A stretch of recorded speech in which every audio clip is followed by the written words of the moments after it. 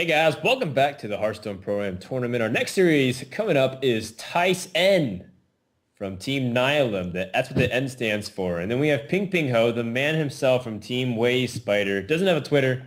Maybe you can convince him to do so as we can pull him away. We'll take a look at the lineups. We have Warlock, Druid, Hunter versus Paladin, Mage, and Hunter. Should be a good time. Of course, casting with me once again is Kevin Monkdown from Team Liquid, the director of Liquid Hearth. That's your official title, right, Monk?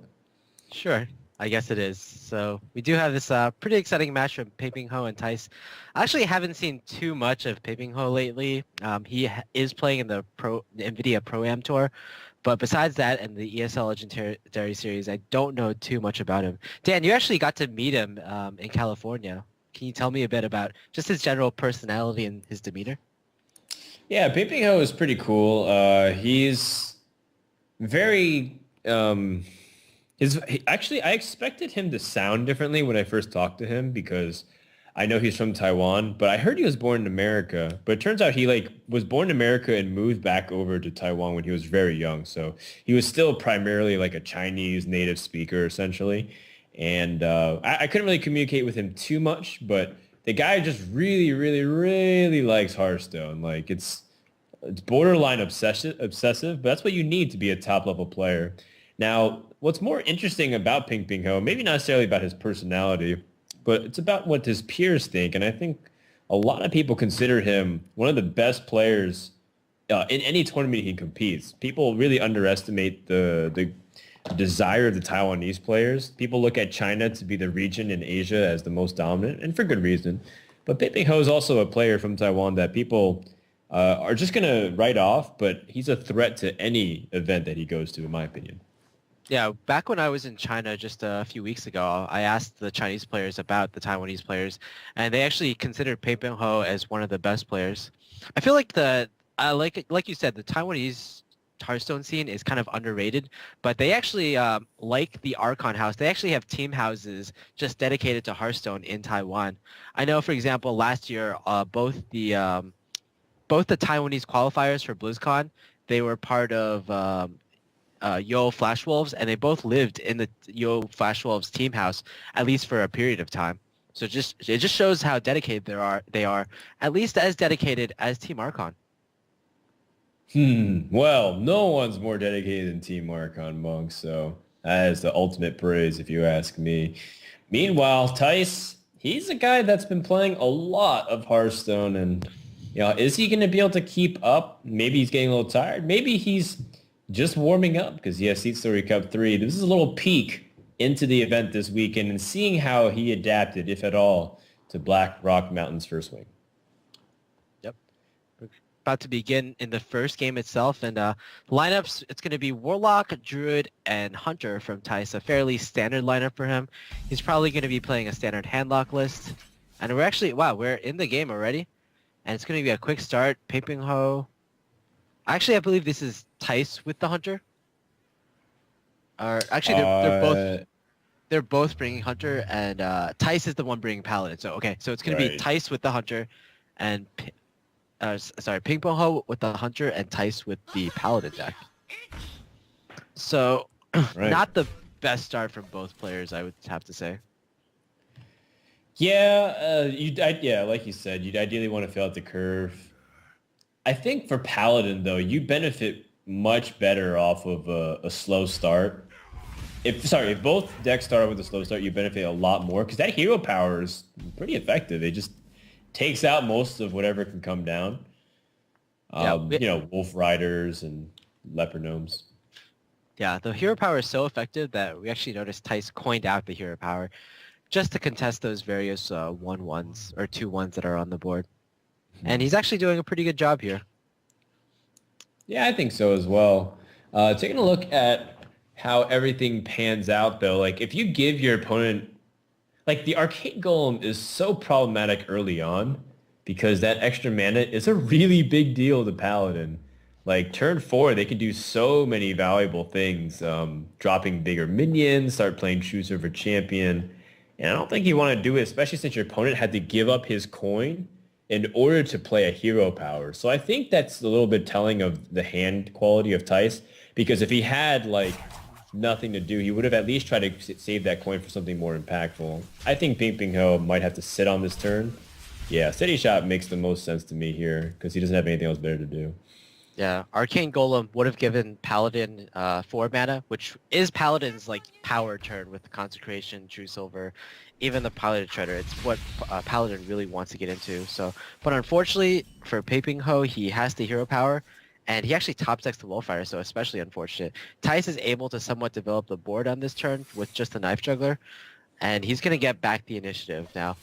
Usually initiative is very good, but at this point, it's just about Face Hunter dealing damage to face, and Tice, without any taunts or any of the sort, is going to be in a bunch of trouble going to the next few turns. He's going to need to draw into like a Belcher or some kind of heal, like a Lay on Hands, pretty soon. Yeah, and if he doesn't get that, I wonder if he plays any other late game cards. I know some people were experimenting with, I think Garden of Kings coming back in as well. Maybe having some other alternative sources of heal while not giving up any late game power is really important. But you're absolutely right, Monk. How does Paladin stabilize from this point on if they're only drawing its late game cards? Maybe Vitality Totem. Yeah, that's Dream always big. consideration. Or Dream Lightwell. big. Lightwell would be awkwardly hilarious, and I would love it. Direwolf Alpha, that's a bit unfortunate. Especially because we always talk about Direwolf Alpha coming out of Piloted Treaders, but we actually don't get to see Tice's placement here, whether he actually placed it correctly or not. It's just going to be a lone Piloted Treader.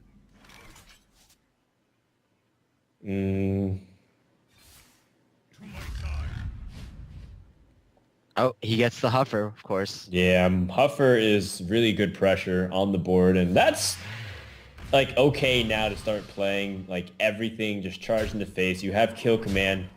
That's going to potentially finish it.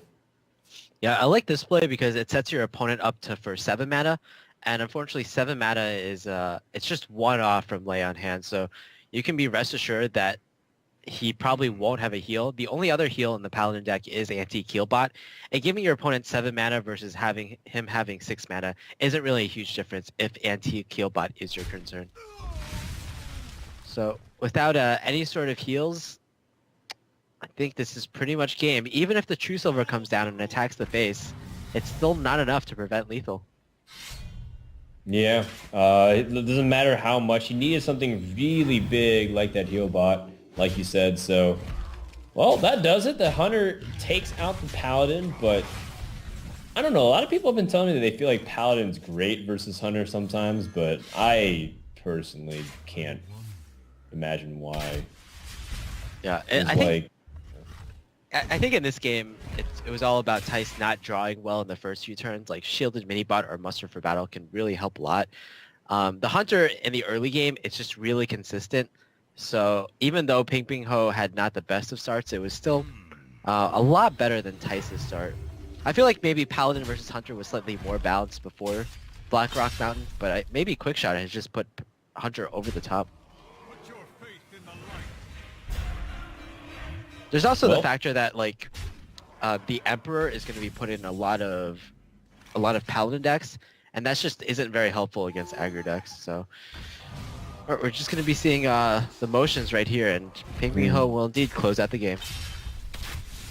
So looks like Tice drops it, but the punter is just so pressure building. Like I think Paladin's still okay deck to bring. It might be like you might look at the deck and just say like, well, you know, why would you start that off? But you know, looking at Tice's lineup, there's almost no guarantee. Oh wait, are you sure it's the other way around? Pinpingho is the one that's Paladin. Okay, so we may have done that entirely backwards. Okay, I think so. the lineup that I got was Tice with the Paladin. So right. Okay, so the graphic might be just backwards there. No worries. So Tice is the one with the Paladin. Pinpingho is the one with the Warlock and Intrude. Okay, so yeah, I believe the graphic is backwards, and it's actually Tice did indeed lose that series, or that game rather. So yeah, so again, Tice is the one with Paladin, Mage, and Hunter, and Pinpingho is the one with Warlock, Druid, and Hunter. Okay, that makes sense. Okay, so Yeah. that kind of changes a few things. Tice still has all three decks remaining. Pinpingho has Druid and Warlock remaining. So, again, Tice up. I said that he really liked Handlock, but it's actually going to be Pinpingho that is going to be bringing the Warlock deck. And I have to feel that Pinpingho probably, I would say, is going to bring Demon Lock as well. I mean, it's anyone's guess, but Pinpingho strikes me as the kind of Demon Lock player, and just the whole Chinese scene in general. I think they really like their demons. Well, yeah, there's a lot of ways we can jump off of that one, but yeah, I think it's a really fascinating deck too because it's definitely more flashy than just old Giants, which has been around since the beginning of beta. So most people they want to experiment with all those different new cool stuff. Bane of Doom essentially is a new card that's been included into the set now that anything can happen off of it, demon-wise. So looking forward to that. I don't mind if, looking at how the lineups actually pan out, I don't mind Tice just re-queuing up Paladin, seeing how it does. It feels like it scales pretty decently. And assuming it all goes well, we'll have the series tied 1-1. And from there, we can evaluate. Maybe you get to see what kind of Warlock deck it is, too. Yeah, I feel like the Paladin is going to be favored against any type of Warlock, and mid-range Paladin before Blackrock Mountain, it's said to be favored against mid-range Druid as well. The problem is, I feel like with Emperor Thorzen, both classes gain that card, but I feel like it benefits Druid more because they have all their combos, and it just enables combos better for the Druid player than it does for the Paladin player. So Okay. kind of a toss-up here, I feel. All right. Well, Druid versus Paladin with Violet Teachers. Does that change anything, Monk? Or is it just, like, I know it's stylistic because you can do Shredders, you can do Teachers. But does that change the Paladin matchup at all? I guess there are consecrations and there are muster for battle tokens. I'm not really sure it changes that much, but I have to feel that Piloted Shredder is just overall, most people would say an overall better minion. So if he has the Violet Teacher, I suspect that's because he wants more 4-drops in his deck rather than he just thinks Violet Teacher is better than the Piloted Shredder. Yeah, fair enough. All right, taking initiative onto the board. And that Nourish, man, it seems like it's starting to catch on. That Life Coach and Nihilum Nourish to really gain card advantage or early game tempo if you can have the mana crystals to take advantage of it. Then yeah, I personally think it's awesome because sometimes you can't afford to do Ancient of Lore and do something else if you want to draw, but it's also like that great late game steam. And I was always sad that people felt like it was too slow to play because it was one of those cards that, you really enjoyed pulling it off once you can get it because it's amazing. Yeah, I feel like Nourish has always been on like the cusp of being good, and Life Coach obviously thought it was good. But with the addition of Emperor, you can do plays like turn 5 Nourish into draw 3 cards into Emperor, which gives you essentially like 4 or 5 innervates in your hand. And that can just single-handedly win you the game when you're just 2 mana ahead of your opponent every single turn. Speaking of which, he has a play here. If he innervate Nourish, he can still coin out the Shade, but it seems a little bit like wasteful. You're spending 4 cards to put out 1 and gain a couple of cards. Yeah, I guess saving it, innervate 2 is okay. Unless he really feels like he needs to contest this immediately. I don't think you need to innervate out anything else, but when players put Nourish in their deck, I usually see it being used as a draw 3 cards, like a mini sprint, rather than that gain 2 mana crystals. It's just used to mainly cycle out through your deck with the addition of Emperor Thorzen, in combination with like 2 Azure Drakes and 2 Ancients of Lore. Just Druid these days are getting so many tools to cycle through decks. And that's one of the primary ways that's been around for a long time, Ancient of Lore. It can get answered by True Silver, though.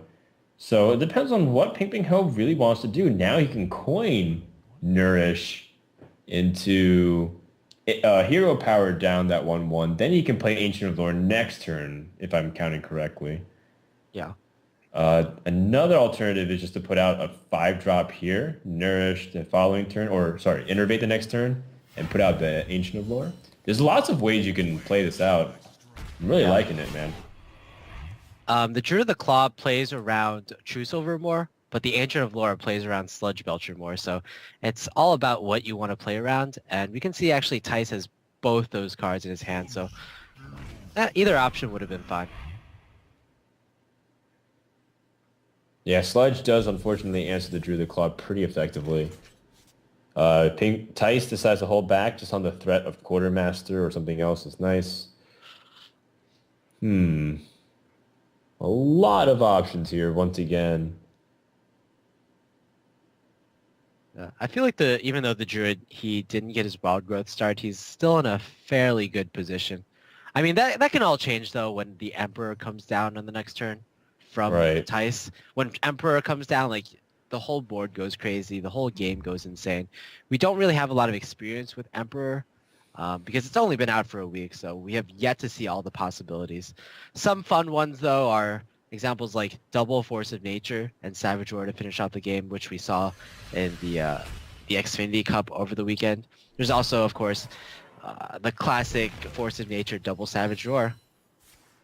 Right, and that's even more common than you think because all you have to do is reduce the combo just a little bit, right? And then like you can just do it all for 10 mana. It's insane. Taking a look at the hand that benefits off of it, the Emperor reduces cost of some cards that are a little bit awkward anyways, right? No need to necessarily drop the Emperor on turn 6. When you give up almost everything about your board, that'd be really hard to fight back from the Druid immediately. I guess the best benefit would make Lay on Hands 7 instead of 8, so then you could play Lay on Hands the following turn. Yeah, I think Tice just wants to put Pinpingho in a situation where it's really easy to get the Emperor out and it's not punishable. Unfortunately, the next turn is also not going to be a turn where Emperor is too great here. And I have to think that Owl will be coming down instead in combination with something else. Quartermaster. Yeah, sounds about good. Quartermaster. Well, that's interesting. I mean, you do really want the Owl to come down, but you don't really have anything to work with that. Right. Well, I guess you could... No... Because Muster Quarter is next turn, right? Ideally. I guess you attack the Pilot Shredder and see what happens first.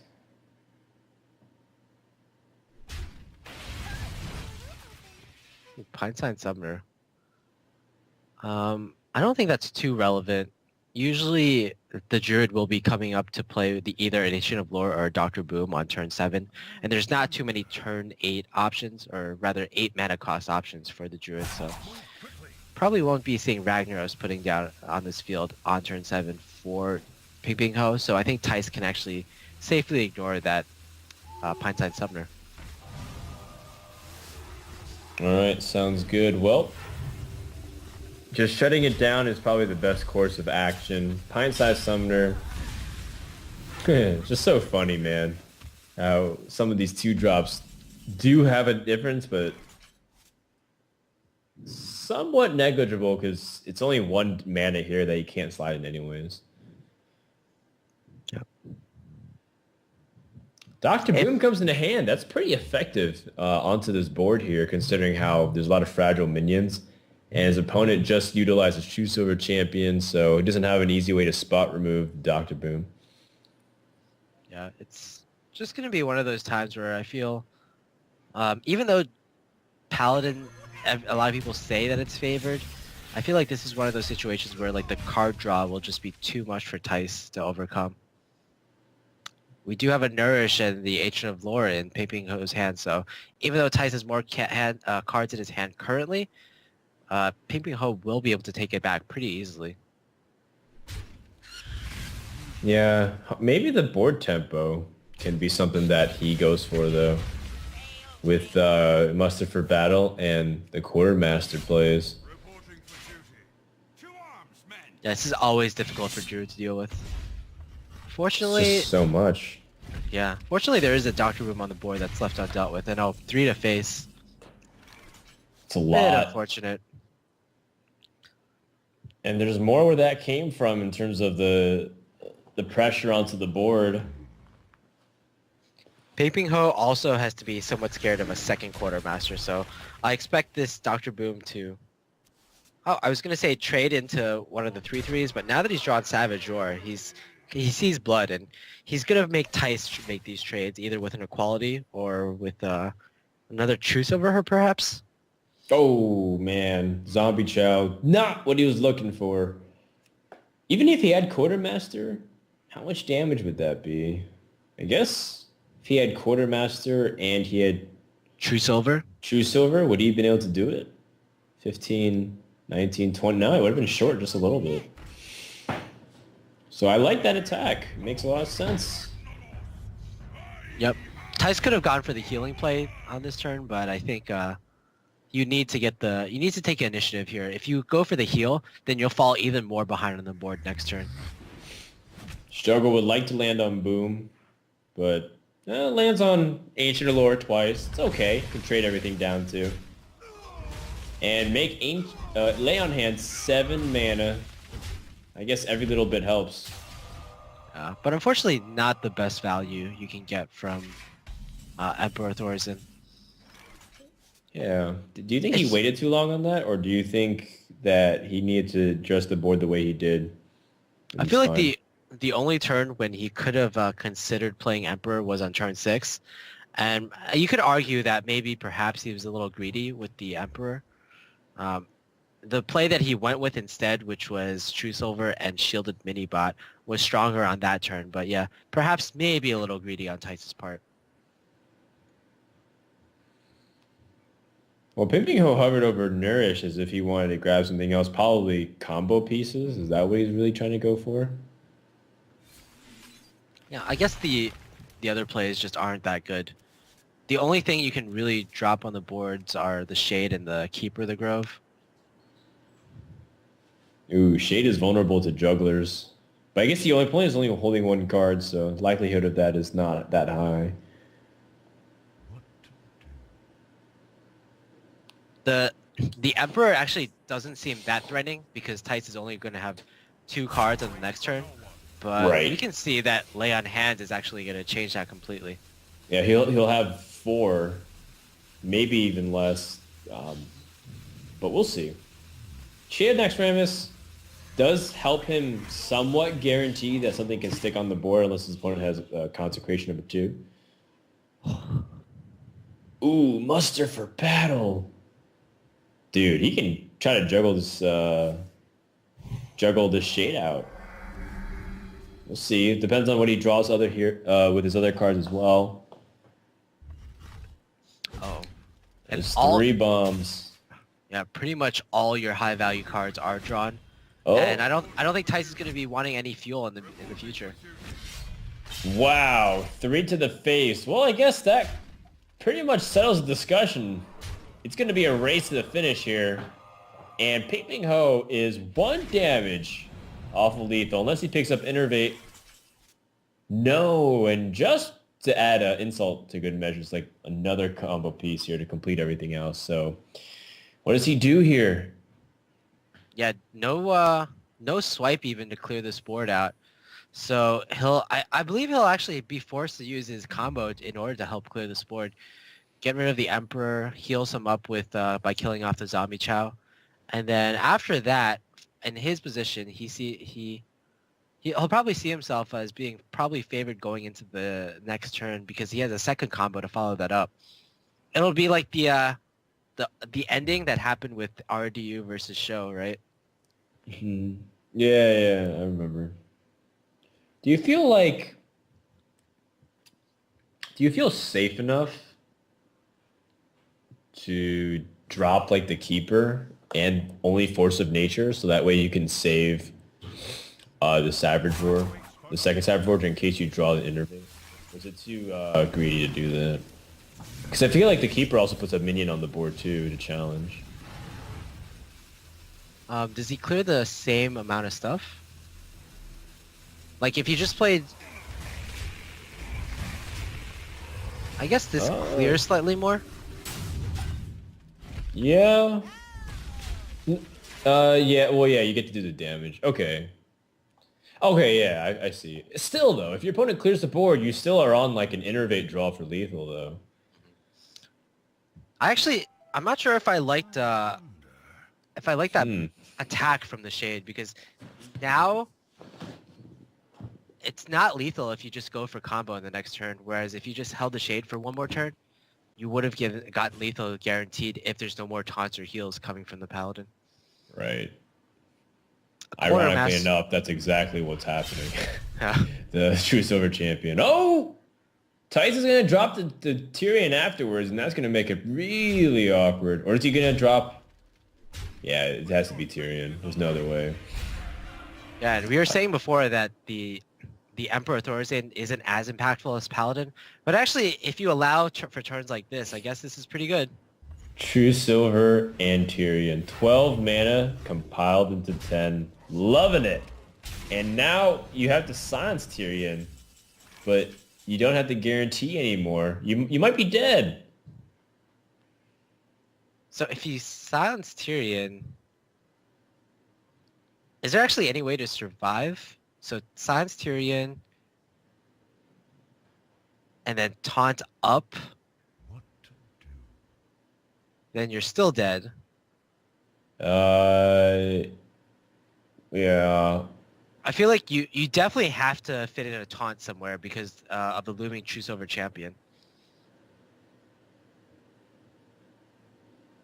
But Maybe Wild Growth into Swipe?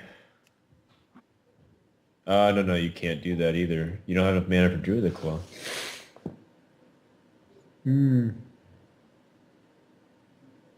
yeah, Wow, I can't believe it. Tice is able to squeeze out the win here.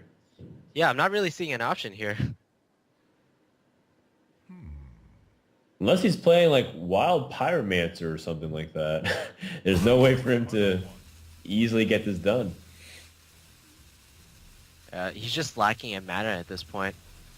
And again, you can say that the Tyrion helps win the game, but I would have to say that the Emperor seems to help a lot, even though Tice was only on one card at one point. And wow, Tice is actually going to take this. Paladin beats Druid. Wow, awesome stuff. And the series is tied up now, so anything can happen from this point onwards. The graphic, just trying to see if we can update it real quick. There it is. Mage Hunter versus Warlock Druid. And, let's see what Tice has. I'm really curious to see what that mage is. Maybe it's that tempo mage that it seems like a lot of Europeans are really liking. Maybe it's just straight up mech mage. Good old classic mech mage. Maybe it's freeze mage. I don't know. Yeah, we have seen Tice really favor the mech mage lately in tournaments, but on the other hand, we've seen a lot of his teammates like Ardu and Lothar really favoring the tempo mage. I really feel like tempo mage is going to become, it might even replace mech mage in the coming tournaments because of the flame waker that's going to be added. It's like a super knife juggler, in fact, if you combo it with spells like the flame cannon and the frostbolt, or even unstable portal. Who knows? Maybe we'll even see arcane missiles being re-added into mage decks. Whoa, that'd be really funny. Maybe it just goes onto aggro. Maybe aggro mage just does it, right? Because you have knife jugglers and you have flame wakers on curve with like coin. What's it called? Like arcane missiles into ice lances and stuff. Like back what the Fishu would do, like really aggressive mage pushes. I remember those days. Yeah. Another option is like Reynad's Flood Mage could become like the thing, because Flame Waker seems really good in that deck with the mirror images. You can do turns like Flame Waker into summon 2 mirror images, Right. and to basically do 2 arcane missiles into your opponent's board. Right, and then you have duplicates with echoes, and you just have like 5 flame wakers. Oh man, that'd be so funny to watch. Just the insanity of all the little missiles hitting here and there. Definitely looking forward to it, man. Wing 2 and onwards is going to be awesome.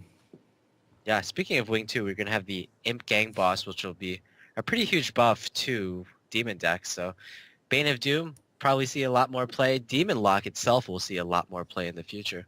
You might even see that at Sea Story Cup. One can only hope. Maybe, man. We'll see. I think the way Sea Story Cup it works is you have to advance to the round of 16 in order to submit new decks. So for some players, like me, maybe Kungan, probably not much hope for us to play with Ring 2 in front of the people, but, I guess you can always hold out for hope. You have to believe in yourself, Dan. I believe in you. I believe you can do it. Oh, I believe in myself too. With Monk, you helped me prepare, so I'm really excited, man. It's going to be fun. It's going to be fun. Definitely rooting for you, beating some of your other caster friend Lothar in your group. People are counting me out, man.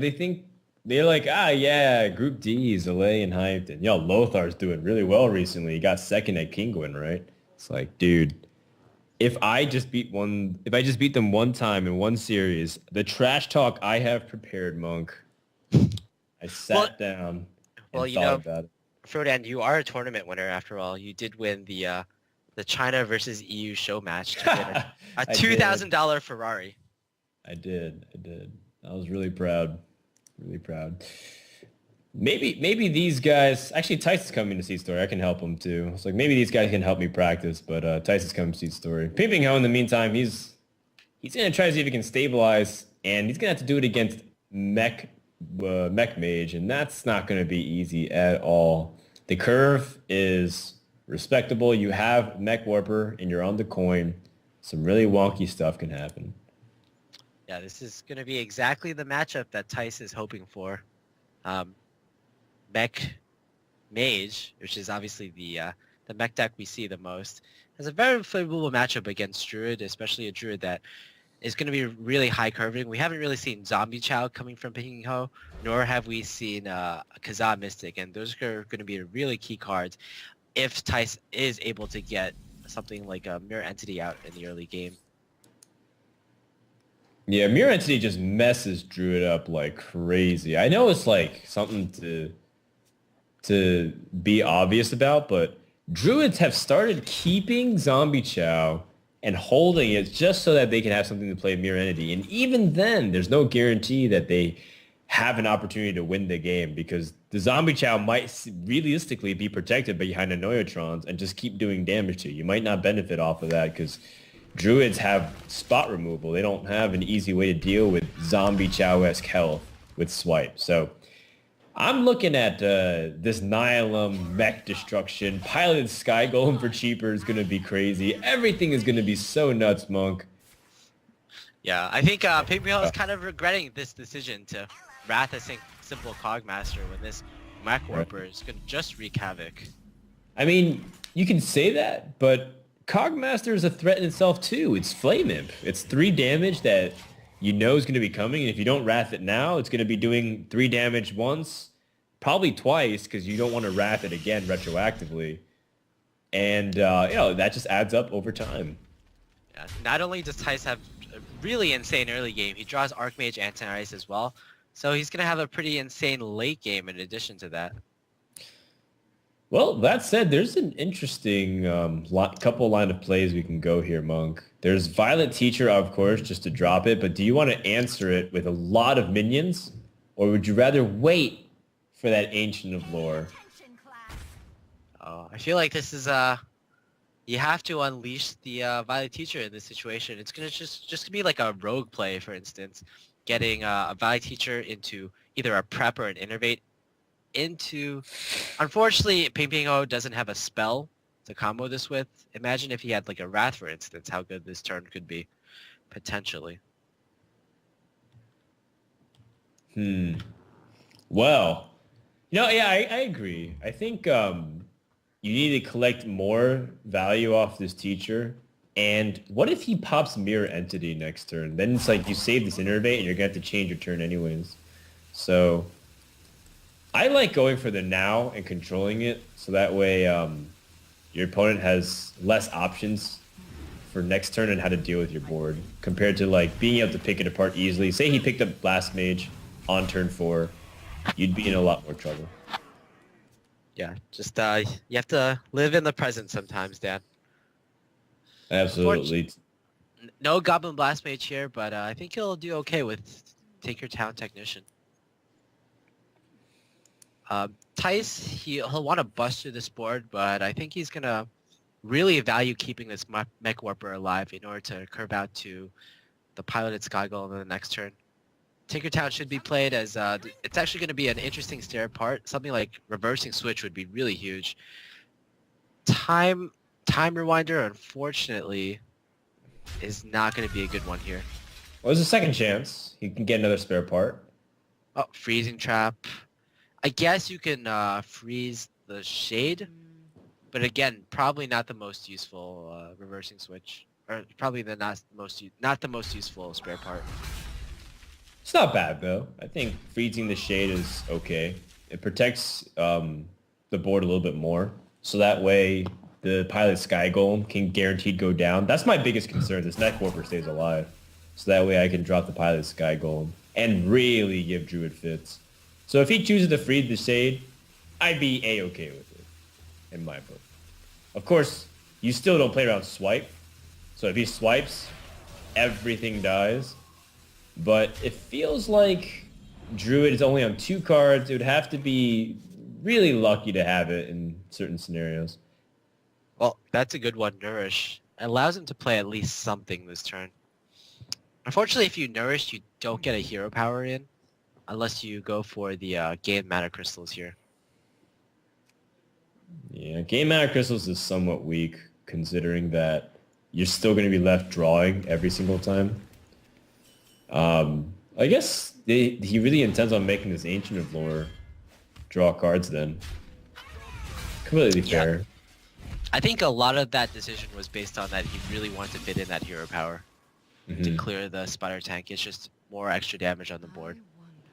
Yeah, but now that Pilot Sky Golem comes out, it's Judgment Day for Pinpingho. Can he deal with this? And if not, I feel like this kind of damage you can't really come back from. Yes, Savannah High Main essentially for the Mech Mage. Pinpingho's going to need some really good cards coming off of this Ancient of Lore. I guess a Druid of the Claw is okay, but is it too little too late at this point? Yeah, I'm definitely leaning towards that camp where I think he's going to be taking too much damage. Just 8 coming out this turn. And it's going to be protected by a Neutron. So how do you even deal with that? And then if your opponent just plops Antonidas and just starts gathering fireballs, there's no way you can come back.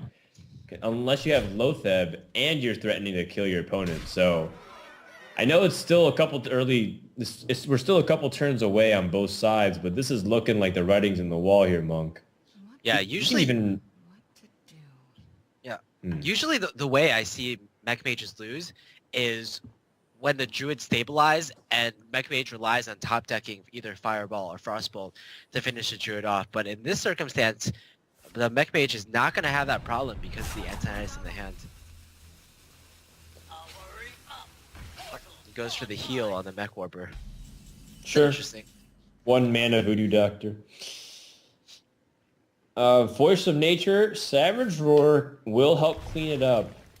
But I emphasize on the word help because it doesn't actually finish everything off unless that... Like, is there any 0 attack minion that pops out of the Sky Golem? I can't actually think of one. The least attack minion would be Mogashan Warden, I guess. And even that's going to be pretty good. Wow. Desperate times calls for the desperate as the measures. Would you drop Antonidas here just because it's a 5/7, even if he silences it? Yeah, that seems like a pretty good play. If he doesn't silence, you have a Mirror Entity to follow up, so either way, Tice is looking in a pretty good position. Oh, top deck silence. Wow. He got silence and he's got taunt. This is pretty much the best turn Pinpingho could hope for at this point. Not only that, you also have the Shade or the Big Game Hunter to follow up in case the Mirror Entity comes down. Right. I was like expecting some kind of fireball top deck because it just feels like one of those times where it's like, I play Druid the Claw, maybe I stabilize. Nope, fireball. No, though, looks like there is a chance here for Pinpingho to potentially start climbing back, but it's still going to be a long and tough road. Swipe is yet another good one, I feel. The problem is that you still don't clear your own Shade there. You can decide to play the Big Game Hunter, and then if you play that instead, you can clear the board, but you're really wrecked by a Dr. Boom top deck. I say live for the now, Monk. Ain't no day like today. YOLO. Today is a day when Pinpingho could win his match against Tyson. He's just going for it right now. Well, I mean, I feel like you also just called it. So, Dr. Boom off the top. Let's see it. Oh, fireball off the top. Well, I guess you just keep that bad boy in your hand, right? There's no need to use it right now. If you draw into your second fireball or your frostbolt, that's still game. Yeah, I feel like you have plenty of time to go for any number of fireballs that you could draw into, or your frostbolts. Tice hasn't used any frostbolts or fireballs in his deck so far, so there's actually a very good possibility that he could just win the game here. Ooh, wasn't canning for that. Lotheb off the top. That's pretty good pressure. Yep. I don't, unless a Savage Roar is top deck in the next turn. Actually, even if Savage Roar is top decked, I don't believe that Pinpingho can win in the game in the next turn. So I think this is going to be pretty fine. And like I mentioned, yeah, this is going to be yet another one of those games where Tice's lost board control, or the Mech Mage has lost board control, and he's going to rely on a Frostbolt or Fireball top deck. Pretty nuts, man, because I was ready to write this one off, but that Druid the Claw and that silence on Antonides was so huge. And Tice has to start pinging the face too, by the way, because he doesn't want to get outside of range of Fireball Frostbolt. Oh, okay. And that is reward for Pinpingho getting really good draws back to back. Innervate, the most dead card, but it could, I don't know really what it could be bluffed as. There's really no card that you wouldn't play here for 10 mana. Yeah, right? Even I guess Force of Nature #2 if it's not lethal. I would even possibly even consider playing Force of Nature #2 at this point, just to play around Lotheb. Maybe even Swipe I would still play. Just any card that you can get, because if you get Swipe, and then you draw into another Swipe and he Lothebs, then maybe, I don't even know. So, last card for Tice, is it going to be what he needs? Dr. Oh, Boom? it's Dr. Boom, too late. Oh, it's so unfortunate. So Tice, he'll actually have to Fireball Lotheb. Fireball Lotheb, ping the Big Game Hunter. Cross your fingers that you don't die. I don't believe it, man. Dr. Boom, just like one turn. If he was able to play it last turn, can you imagine? The Boombots would have done absolute destruction on a board like this. And or gone to face and just given Tice the win. Right. Almost either outcome would have been ridiculous, short of 1 damage each on Lotheb. Well, if he does Fireball Lotheb, what's his out from that point on? Because he can't play anything else. Yeah, that's true. So there's going to be at least... Oh, is that just it? Yes. Yeah. So that's exactly lethal. Quite unfortunate for Tice. Wow, look at that. And that wraps up Game 3. Pinpingho takes the game and sends it to his Warlock to wrap things up, man. And Tice, it seems like he's just a little bit behind. His Paladin losing first game, now his Druid's losing third game. What's going on, man? Mech Mage Yeah. just failed against Druid. Yeah, it's quite rare, but sometimes you do run into those circumstances.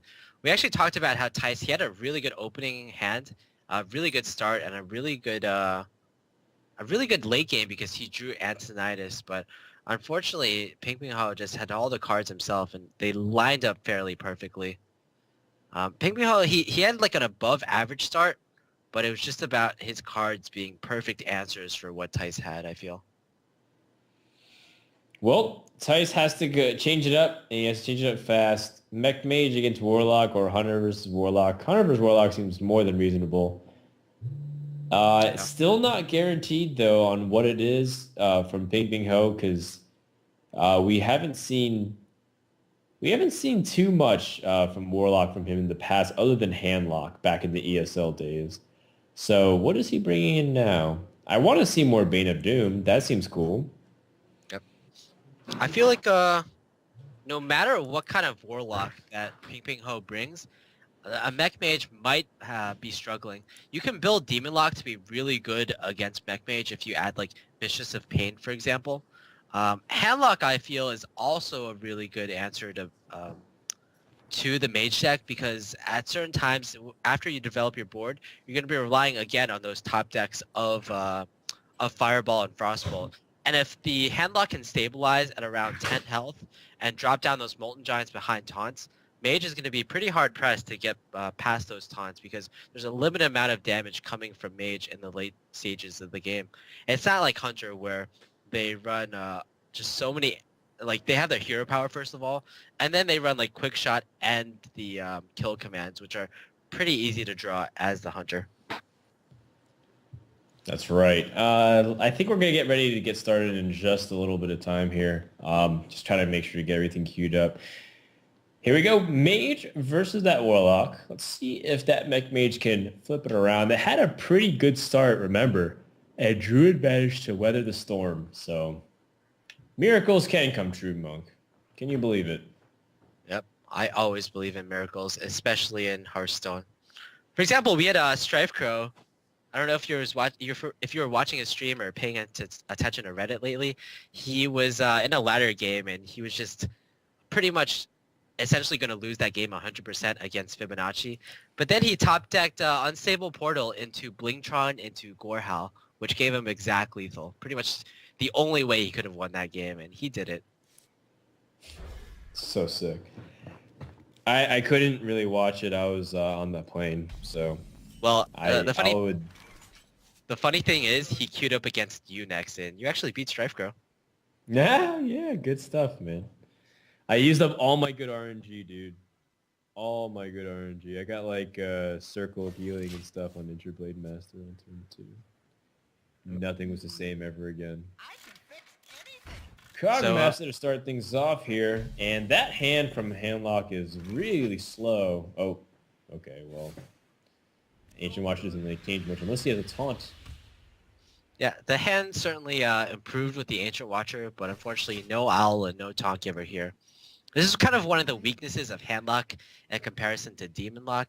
You can't really play this Mountain Giant really effectively, and the Mountain Giant is not even that good against the Mage. If you were playing something like a Demon Handlock, for example, this hand would probably be a lot better because the Mountain Giant would be replaced by the Void Caller.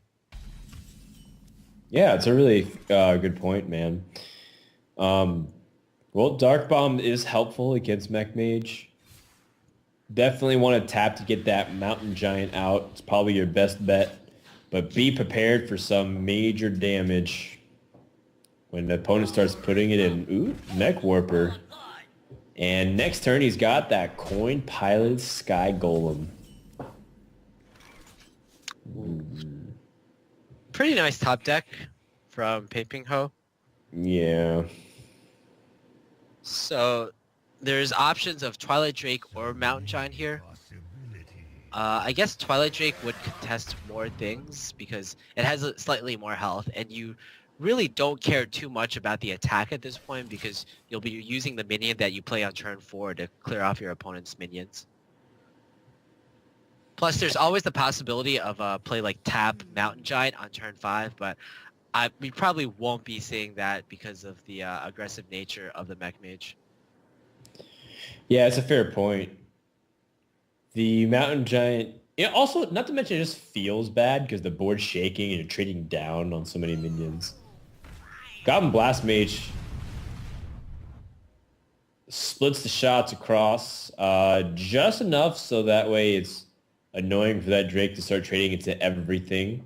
But it can take out that Goblin Blast Mage relatively painlessly. What do you think about putting out the Blast Mage? Is it because he has the mech now and he wants to go for something else? Like, why not the Pilot Sky Golem, you think? Maybe I think it's because the Sky Golem trades too unfavorably against the Twilight Drake. Also, the Blast Mage allows for more damage on the Twilight Drake. So now, like, you have the situation where if Thijs wants to go for the trade here, then he'll have to sacrifice his Drake. Yeah.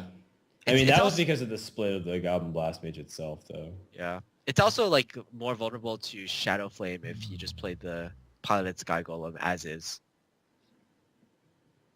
Whereas this play, like, he's fairly protected against Shadow Flame here. Relatively, I would say. Yeah, I wouldn't say that, because there's still that secret, right? And it could be a mirror entity. Most likely it is. We haven't seen too many other secrets today so far. And that Ancient Watcher is relatively innocuous. The only way your opponent can enable it is if Unstable Portal shenanigans, right? Unstable Portal into like Spellbreaker or like a Taunt. And even then, no one really runs Unstable Portal in this type of Mech Mage deck. Yeah. It could be relevant if Dr. Boom or Ragnaros comes down from Pinpingho, but by that time, Thijs will have either probably won or lost the game. Absolutely true. Now, he still has some plays to do here with the Pilot Sky Golem, or he can try to fill out his curve to something else. I personally think because you delayed the Sky Golem, you're always going to be worried about it coming down on a board that isn't exactly the safest. But the nice thing about it is that there is that Death Rattle effect, which on average puts out, I think, 8 stats. So either it's like a 3-5 or a 4-4. Pretty reasonable, considering that you still might be able to press in for damage. Like you would play Pilot Sky Golem, do damage, be threatening lethal with fireballs and stuff. I like it. You know, actually, I think one of the reasons Thijs decided to play Blast Mage instead of, I was going to say instead of the piloted Sky Golem in the last turn was perhaps he valued the coin, but never mind, he just gives up the coin here. Coin would have been really good with the Antonitis if Fireball, or if Thijs really valued the Fireballs to finish off the game, but I guess he really reads that Pinpingho doesn't have a board clear in this situation, just goes all in with the Cogmaster. And that read would be correct because unfortunately for Pinpingho, he has the Molten Giant necessary to kind of defend himself, but he doesn't have a Taunt Giver, nor does he have an AoE board clear, so Pinpingho, I'm not sure how he can survive on the next turn. I'm thinking too, man, and it's looking pretty dicey. There's no like equivalent of Doomsayer, right, for the Pilot Sky Golem? No, nothing that drastic, I feel. Maybe. Wow, a tap. Yikes. You know what? If you're going to toss it in, at least kill off the Sky Golem, see what comes out. Kazan Mystic. All right. All right, that does it. Game number 4 goes to Thijs. Well done with the Mech Mage, but in the end, he has to wrap it up with one more game in the series, and it's going to be Warlock versus Hunter. Yeah, even though Thijs started slightly slow in the series, he's gotten himself to the point where he does have a really favorable matchup in Phase Hunter versus Handlock. Yeah, It's Face Hunter versus Handlock is going to be a lot of pressure considering that Quick Shot now has become into the arsenal over weapons and charges. So this is a matchup where I think Quick Shot actually shines because you're always afraid of the Molten Giants, but if you have more direct damage, it becomes less of an issue in my opinion. Yeah, very good point. I sometimes criticize Quickshot because it's replacing cards that are I feel like are still really good in Face Hunter.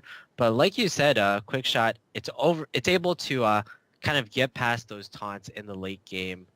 Before Face Hunter, it pretty much only had their hero power plus their kill command to get over those taunted up Molten Giants. But now it has a lot of options with those quick shots, with kill commands, with the hero power, and even with Iron Beak Owl. So even though Headlock might feel safe over with taunted up Molten Giants, they probably shouldn't.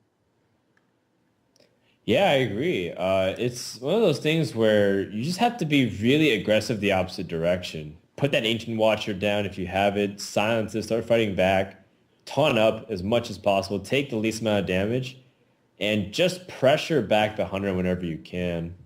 So that'll be the keys to victory for Pinpingho. In the meantime, Tice, I mean, kill commands are great, but not when you start things off. They're your finishers.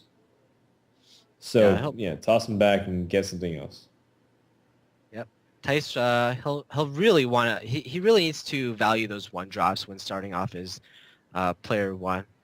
Pinpingho, he has a decent hand himself, though, with the Mortal Quill and the Twilight Drake. But again, this is one of those times where playing Handlock as opposed to Demon Lock might really hurt you because you have two cards in your deck that are pretty much dead with both the Mountain Giants.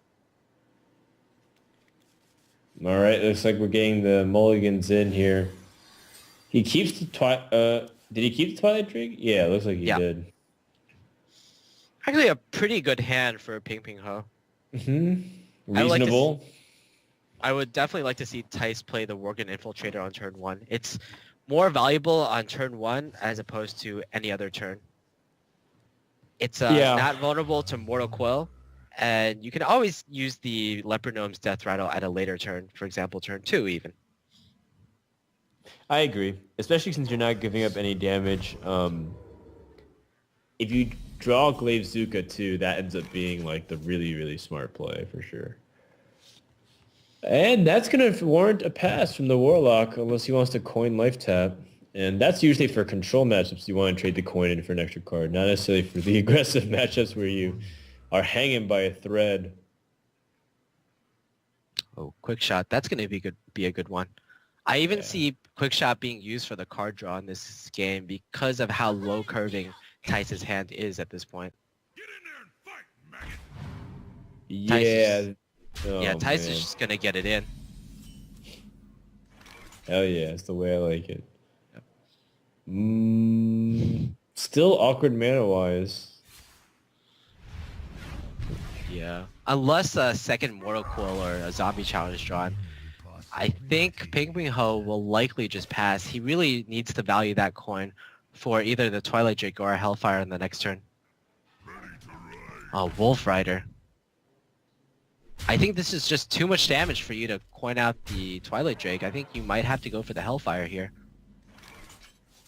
Probably. I mean, even though it's not desirable and you are dropping health, the fact is you'd be taking damage, way too much damage from the opposite end as well. It just stinks that he doesn't have any way to swing the momentum on his side with Molten Giants.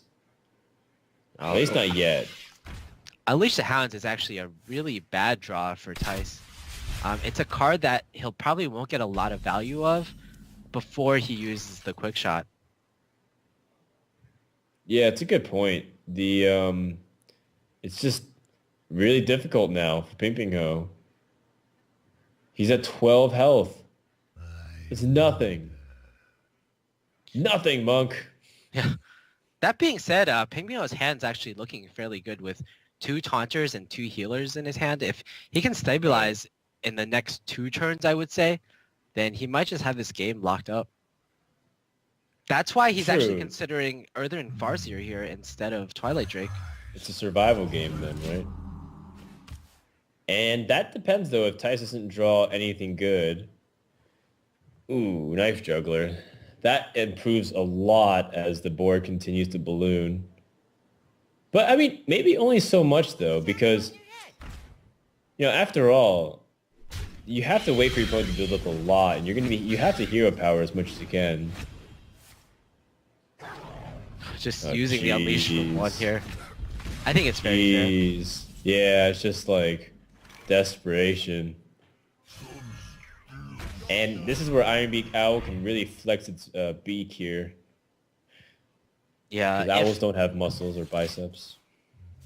I don't know. I see some Funny small thing. owls around. Oh, Kill Command. Dang.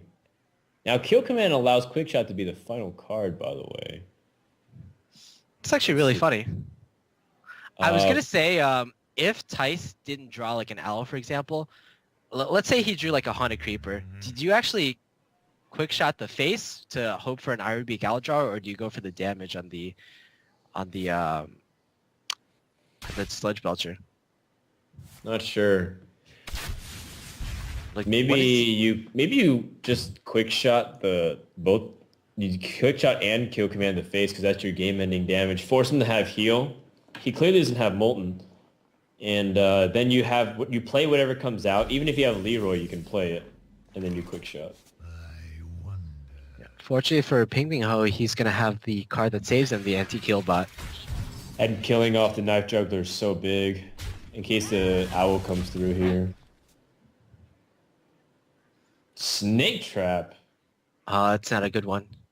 So he's gonna Well- have to play it, and then again, the dilemma here is what do you quick shot? Quick shot the face. What deck is this, Monk? Is that even a question? I'm sorry, I forgot. So Explosive. explosive trap, yet another dead draw.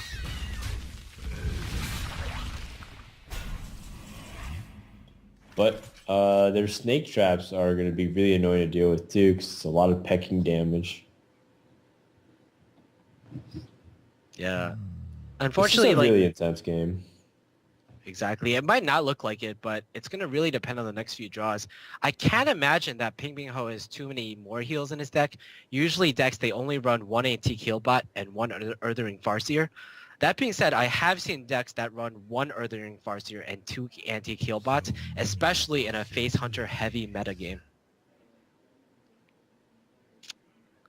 Well, Pinpingho doesn't know this is snake trap.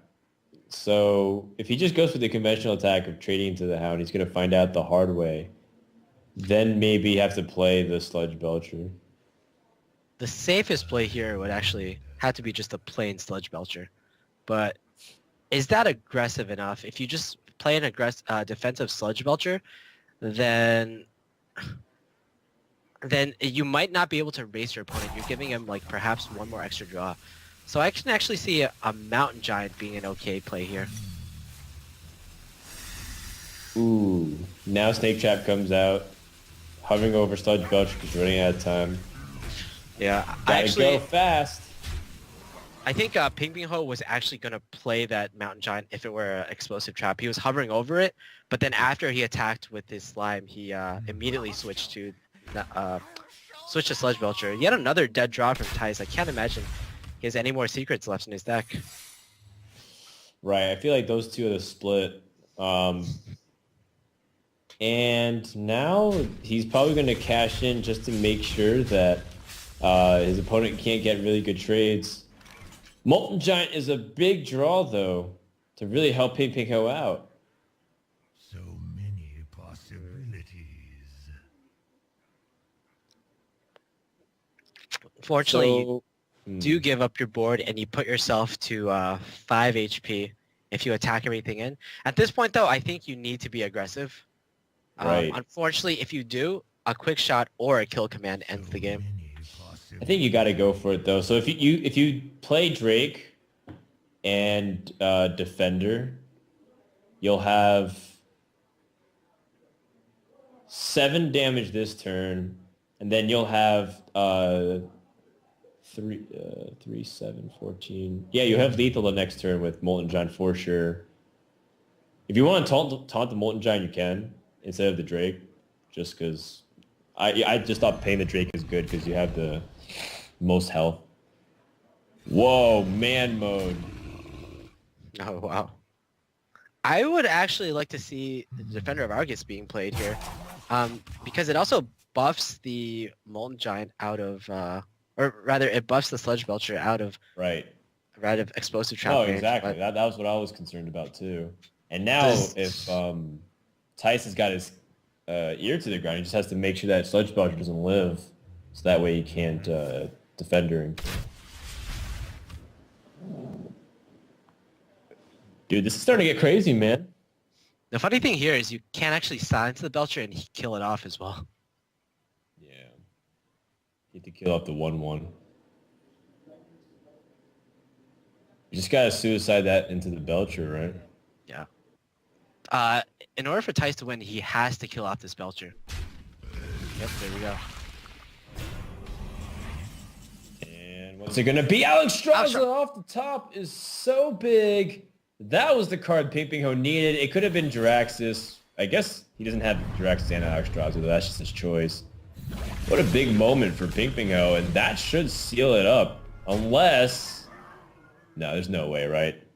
He can't quick shot into something else. Yeah, quick shot into even kill command wouldn't do it. So unfortunately for Tice, he started off the series weak. He had some hope, but he's not going to be able to finish it. Staring down at 388 on the board. And Absolute madness, man. What a crazy fun series here. Pinpingho wraps it up 3-2, sends Tice packing for Seat Story Cup, saying you have a tournament to catch. And, well, let's see how it all recap. We first started off with the Hunter taking out the Paladin, then the Paladin striking back against Druid, followed by Druid taking out Mech Mage, Mage against Warlock, Warlock against Hunter, really back and forth, almost like reverse last year's standing-ish, where it's like everyone just stuck on the class that they lost with. Yep.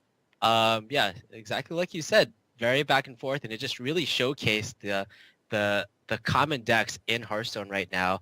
Hunter, Druid, Mech Mage, and we even had some fun starts with Handlock and Paladin. Not too uncommon, or not too common, but I would say not too uncommon either. So pretty good series. A lot of the games are really close, especially the last two with Mech Mage versus Druid and Handlock versus Hunter. So we're going to actually throw it off to a short break right now. Afterwards, we might even have the highlight series of the day between Trump and RDU. Both players have been coming off from fairly really good tournament successes lately, with RDU getting second place in 2 tournaments over the weekend, as well as Trump getting a well-deserved 3rd, 4th place in the Xfinity Hearthstone Invitational. That's right, guys. That's coming up for you on stream, so make sure to let your friends know what's going on here on the Nvidia channel. RDU versus Trump is coming back right after this.